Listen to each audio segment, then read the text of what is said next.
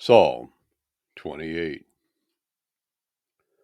Unto thee will I cry, O Yahuwah, my rock. Be not silent unto me, lest, if thou be silent unto me, I become like them that go down into the pit. Hear the voice of my supplications, when I cry unto thee, when I lift up my hands toward thy holy oracle. Draw me not away with the wicked, and with the workers of iniquity, which speak peace to their neighbors, but mischief is in their hearts.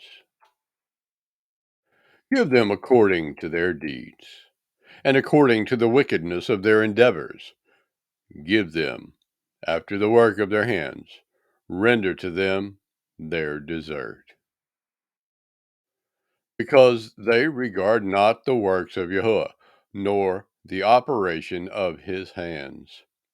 He shall destroy them, and not build them up. Blessed be Yahuwah, because he hath heard the voice of my supplications.